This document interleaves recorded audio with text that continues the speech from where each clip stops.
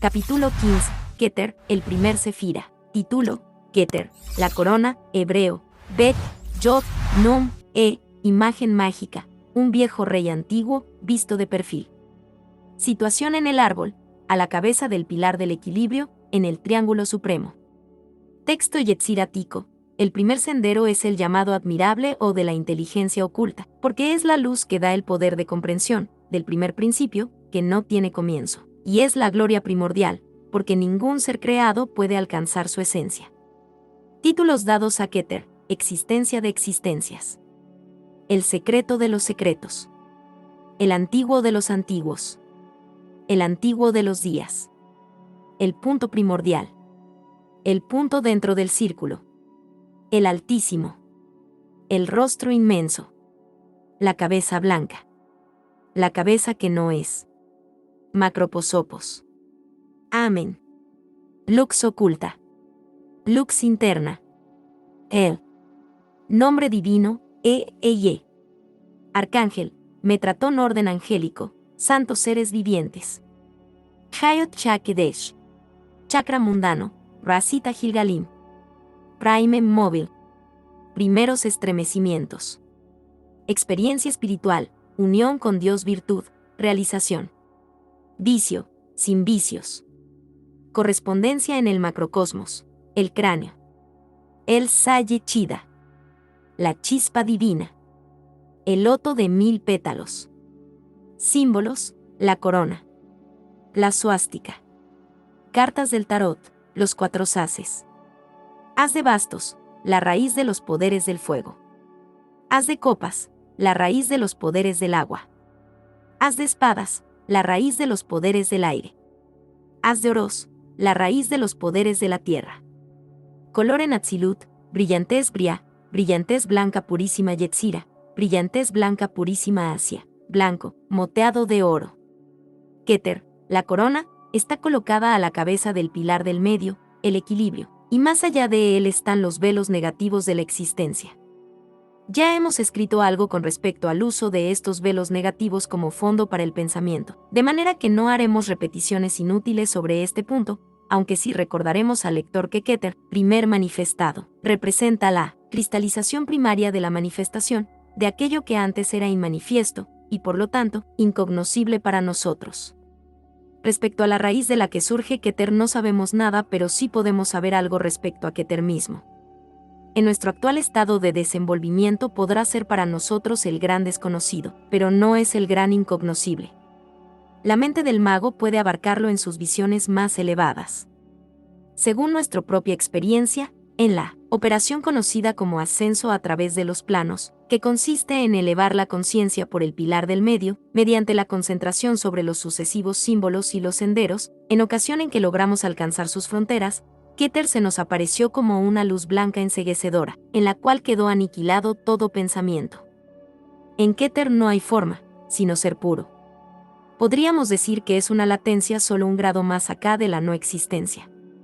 Estos conceptos tienen que ser necesariamente vagos y no estamos capacitados para darle la nitidez que debieran tener, pero es suficientemente que reconozcamos grados de devenir, y que la cruda diferenciación y el ser y el no ser no representan los hechos.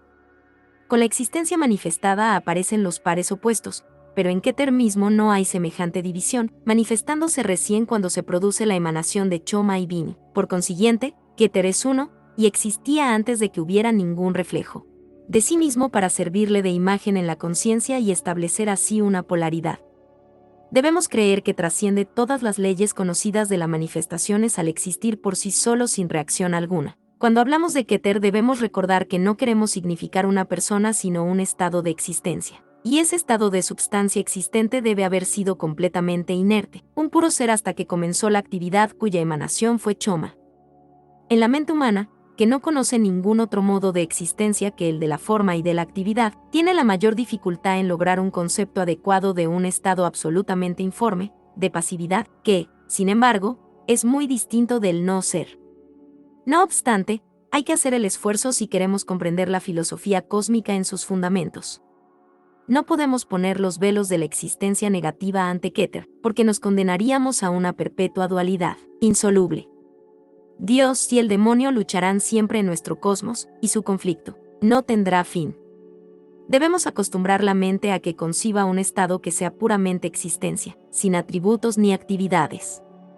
Podemos pensar en que es una luz blanca, enceguecedora, sin diferenciarse en los múltiples rayos del prisma de la forma. O podemos pensar en la obscuridad del espacio interestelar en que no hay nada, y que, sin embargo, es la potencialidad de todas las cosas. Estos símbolos, en los que puede reposar el ojo interior, ayudan mucho a comprender a Keter, mucho más que todas las definiciones filosóficas que pueden hacerse. No podemos definir a Keter. Solo podemos referirnos a su existencia. Encierra continuas sorpresas y aclara muchos conceptos el descubrimiento de los extraordinarios significados que contiene la tabla de correspondencias y la manera en que van guiando la mente de un concepto a otro. El primer sefira se llama la corona, no la cabeza. Ahora bien, la corona es algo que se pone sobre la cabeza, lo que indica que Keter es de nuestro cosmos, pero no está en él. También encontramos su correspondencia microcósmica en el loto de 1000 pétalos, el chakra Sahasrara, que se encuentra en el aura, inmediatamente por encima de la cabeza.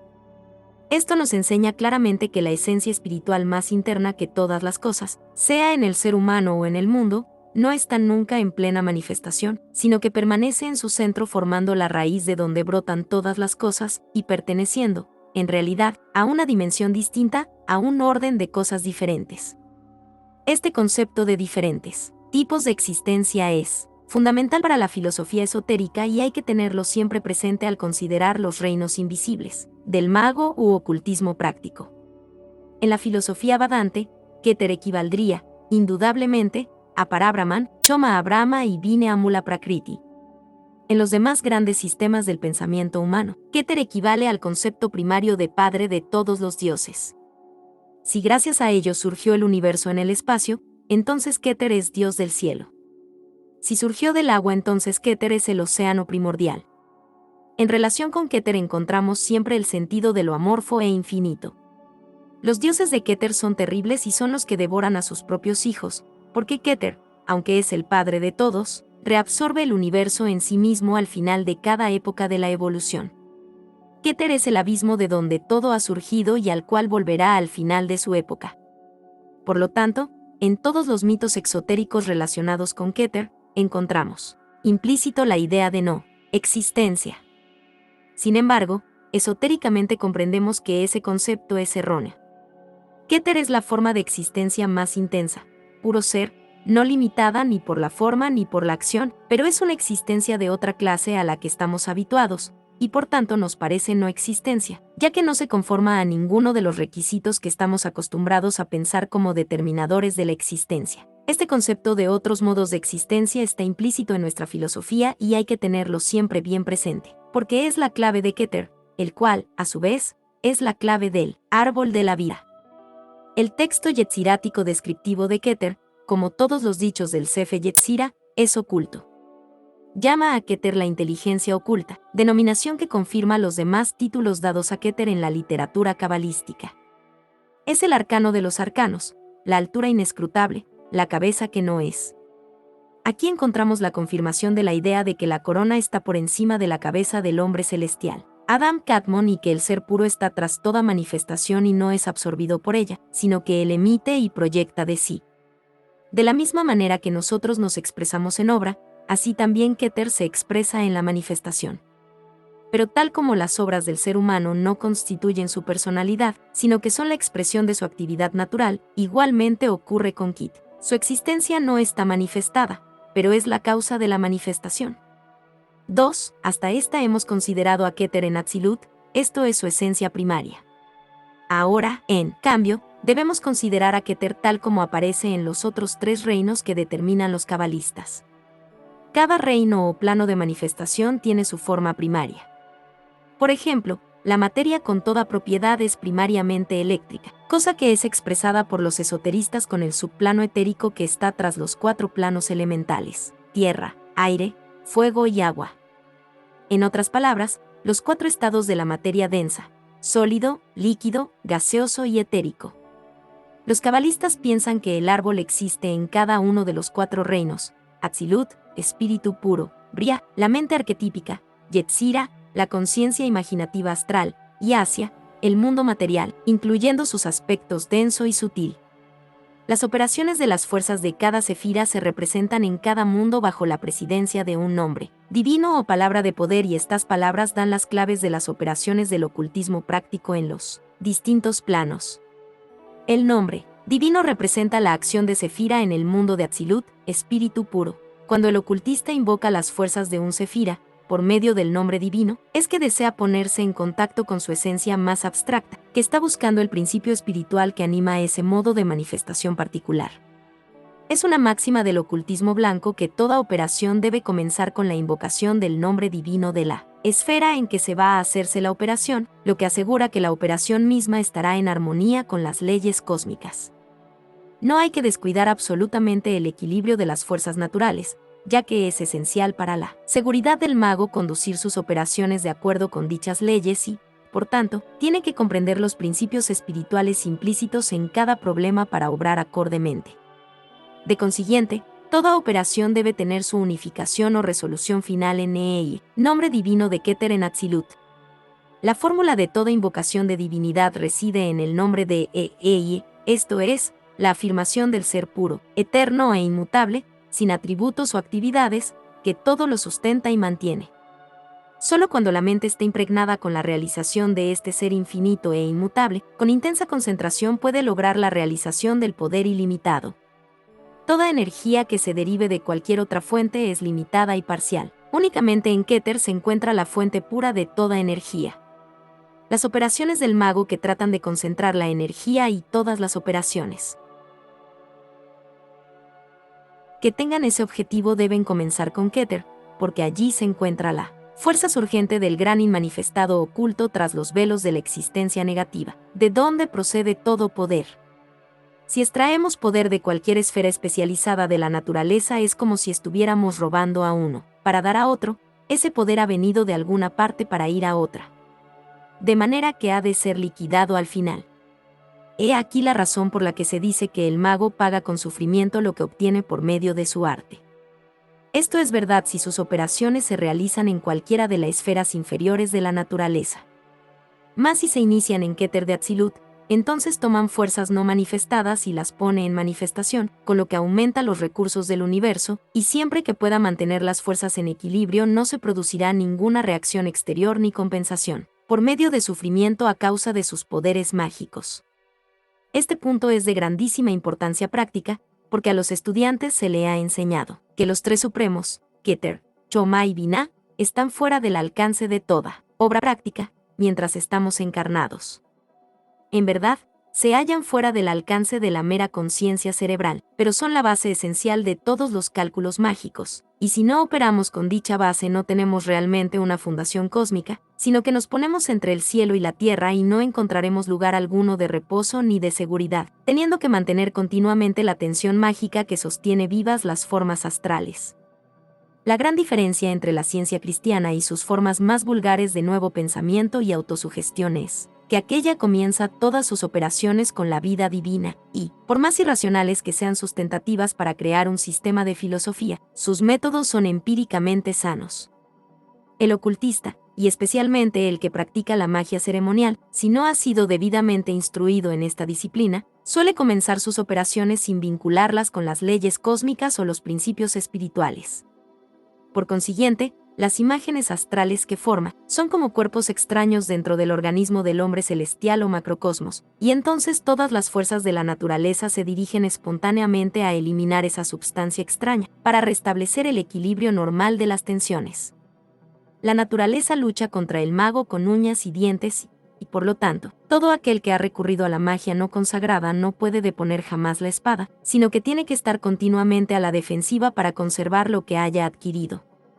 Pero el adepto que inicia su obra en el Keter de Atzilut, es decir, en el principio espiritual, y opera de arriba a abajo para irlo expresando en los distintos planos de la forma, emplea un poder extraído de lo inmanifestado con ese objeto. Ha hecho de su operación una parte intrínseca de los procesos cósmicos y entonces la naturaleza trabaja con él, en vez de contra él. No podemos esperar entender la naturaleza de Keter en Atzilut, pero sí podemos abrir nuestra conciencia a su influencia, y esta es sumamente poderosa y nos da una extraña sensación de eternidad y de inmortalidad. Podemos saber cuánto ha sido efectiva la invocación de Ei en su purísima efulgencia nívea, porque nos encontraremos realizando nosotros mismos la completa convicción de nuestra impermanencia insignificancia en los planos de la forma y la suprema importancia de la vida única que lo condiciona todo como la arcilla en las manos del alfarero. La meditación sobre Keter nos proporciona una realización intuitiva de que el resultado de una operación no importa en lo más mínimo, que el sucio juegue con las cosas sucias si le agrada lo sucio. Una vez que hemos logrado esa realización, adquirimos el dominio sobre las imágenes astrales y podemos hacer con ellas lo que nos plazca. Solo cuando el operador pierde todo interés personal en el resultado de la operación en el plano físico es cuando adquiere este completo dominio sobre las imágenes astrales. Solo le interesa el manejo de las fuerzas y el ponerlas en manifestación por medio de la forma, pero no se preocupa por la forma que dichas fuerzas puedan asumir ultérrimamente. Eso queda librado a ellas mismas, porque seguramente asumirán la forma que esté en consonancia con su naturaleza, respondiendo así perfectamente a las leyes cósmicas, mientras que probablemente no ocurrirá así si el operador quisiera ajustarlas a un modelo determinado, de acuerdo con sus limitados conocimientos. Esta es la verdadera clave de todas las operaciones mágicas y su única justificación, porque no debemos alterar el universo para ajustarlo a nuestras conveniencias personales. Solo tenemos justificación cuando trabajamos deliberadamente con la gran marea de la vida evolucionante, con objeto de llegar a la plenitud de esa misma vida, sea cual fuere la experiencia que resulte de esa manifestación. Yo he venido para que tengáis más vida y que la tengáis más abundante, dijo el Señor. Y esa debe ser la regla del mago. La vida, y solo la vida, debe ser su palabra de poder, y no las manifestaciones especializadas de la misma como sabiduría, poder o amor. Los que han seguido atentamente estas páginas, punto por punto, estarán en condiciones ahora de vislumbrar algún significado en las críticas palabras del texto yetzirático atribuido a Keter. Las palabras inteligencia oculta sugieren la naturaleza inmanifestada de la existencia de Keter, lo que es confirmado con el aserto de que ningún ser creado puede alcanzar su esencia, esto es, ningún ser que utilice como vehículo de conciencia cualquier organismo de los planos de la forma. Sin embargo, cuando la conciencia ha sido exaltada hasta el punto en que puede trascender el pensamiento, recibe de la gloria primordial el poder de comprender el primer principio, o, en otras palabras, entonces comprenderemos de la misma manera que somos comprendidos. 3. Yo soy el que soy, ser puro, es el nombre divino de Keter, y su imagen mágica es la de un antiguo rey, con barba, visto de perfil. El Zohar dice de este antiguo rey barbudo que es todo lado derecho. Nunca vemos toda la imagen mágica de Keter, su plena faz completa, sino solo, parcialmente. Hay un aspecto que debe siempre quedar oculto, como el lado oculto de la luna. Este lado de Keter es el lado que está hacia lo inmanifestado y que la naturaleza misma de nuestra conciencia manifestada nos impide comprender, debiendo quedar siempre como un libro sellado para nosotros. Pero aceptando esta limitación podemos contemplar el aspecto de Keter, el perfil del antiguo rey con barba que se nos presenta, reflejado hacia abajo, hacia la forma. Antiguo y anciano es este rey, el anciano de los ancianos, el anciano de los días, porque él era desde el principio, cuando el rostro no contemplaba rostro alguno. Es un rey, porque rige todas las cosas de acuerdo con su voluntad suprema e indisputada. En otras palabras, la naturaleza de Keter es la que condiciona todas las cosas, porque todas las cosas han surgido de él. Tiene barba, porque, de acuerdo con el curiosísimo simbolismo de los rabis, cada pelo de su barba tiene un significado. La manifestación de las fuerzas de Keter en Briah, el mundo de la mente arquetípica, se dice que se efectúa por medio del arcángel Metatrón, el príncipe de las fases, a quien la tradición le adjudica el papel de instructor de Moisés.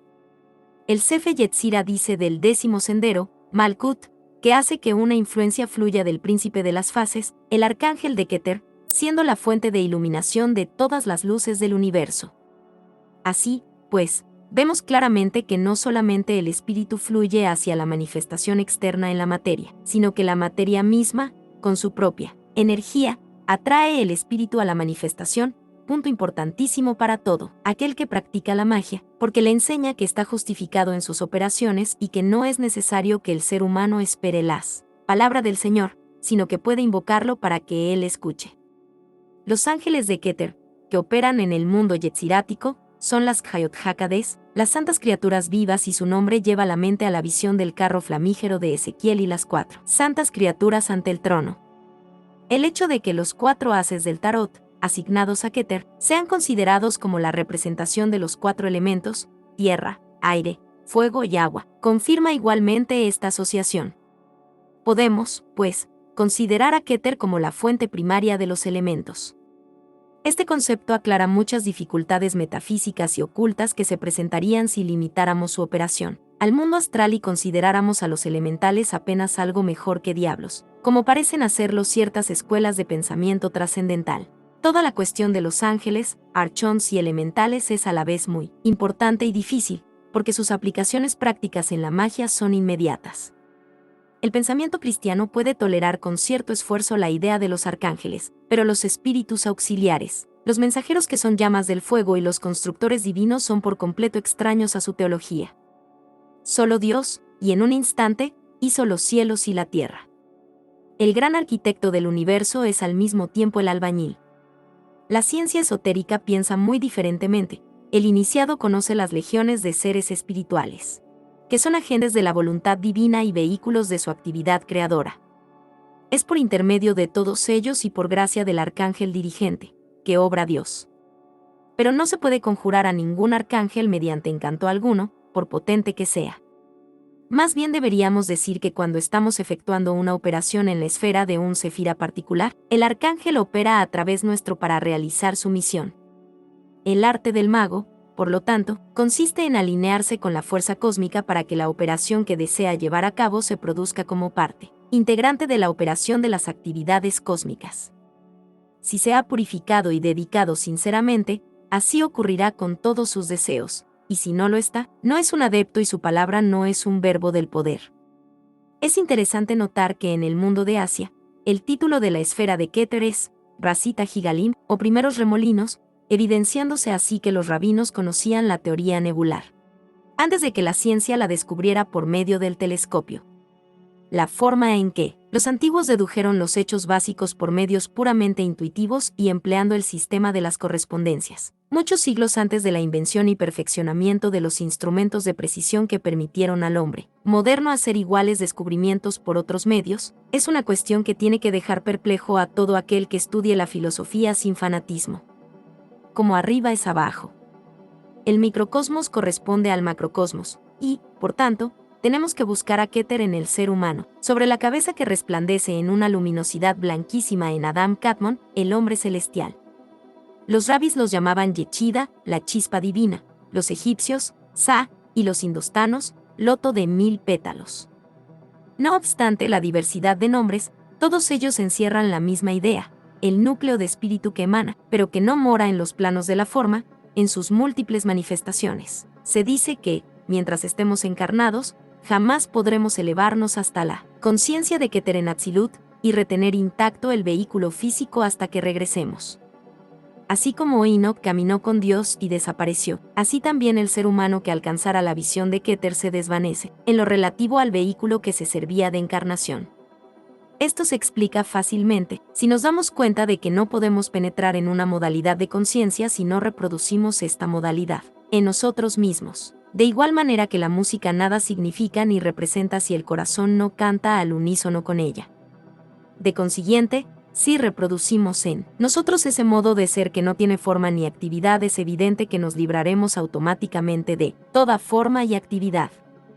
Si logramos esa realización, aquello que mantenía la forma merced a ese modo de conciencia, desaparece, y la forma retorna a sus elementos.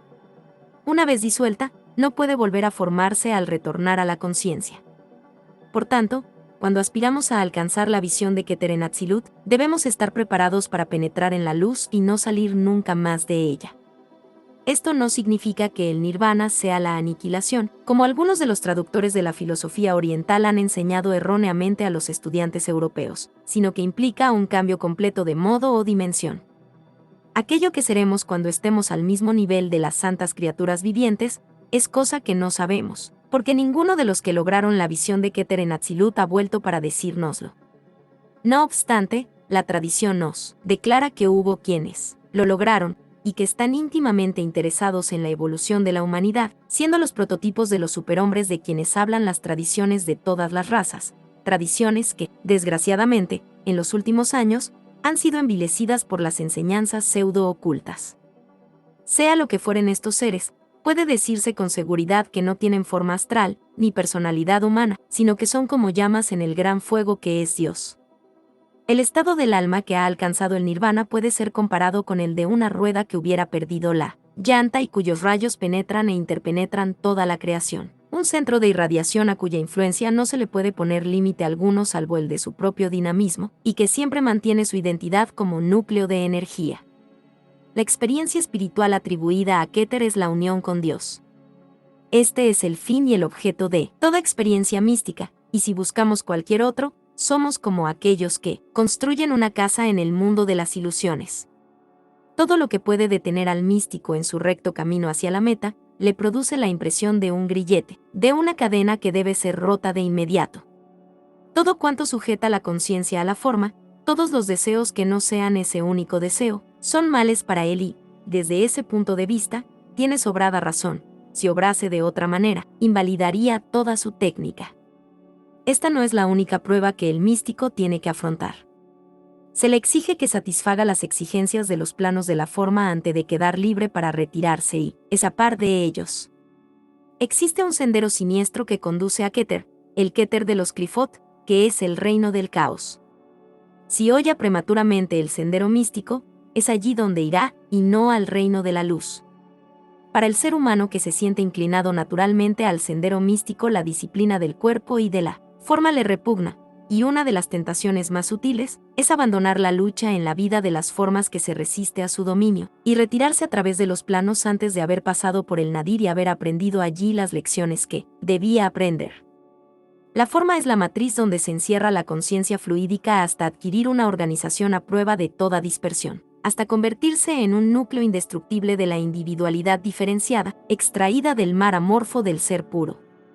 Si la matriz se rompe prematuramente, antes de que la conciencia fluídica se haya formado como un sistema organizado de tensiones, estereotipado por la repetición, la conciencia se retrae nuevamente a lo amórfico, de la misma manera que la arcilla vuelve al barro original si se la saca prematuramente del molde, antes de que haya tenido tiempo de fraguar.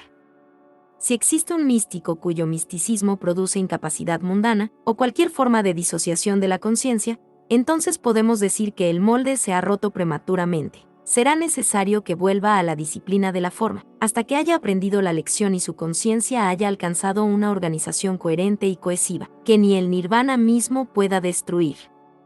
Que parta leña y acarree agua para el servicio del templo si lo desea, pero no profane el lugar santo con sus patologías y su falta de madurez. La realización es la virtud a Keter, la culminación de la gran obra, para usar un término extraído de la alquimia. Sin culminación no puede haber realización, y sin esta no hay completamiento. Las buenas intenciones pesan poco en la escala de la justicia cósmica, pues somos reconocidos por el completamiento de nuestra obra. Es verdad que tenemos toda la eternidad para completarla, pero debemos hacerlo hasta el yod final. No hay misericordia alguna en la justicia perfecta, salvo la que nos permite probar una y otra vez. Keter, contemplado desde el punto de vista de la forma, es la corona del reino del olvido. A menos que realicemos la naturaleza vital de la luz blanca pura, sentiremos poca tentación de luchar por esta corona que no pertenece en absoluto a este orden de ser. Y si logramos esta realización, entonces estaremos libres de todas las limitaciones de la manifestación y podremos hablar a todas las formas como quien realmente tiene autoridad para hacerlo.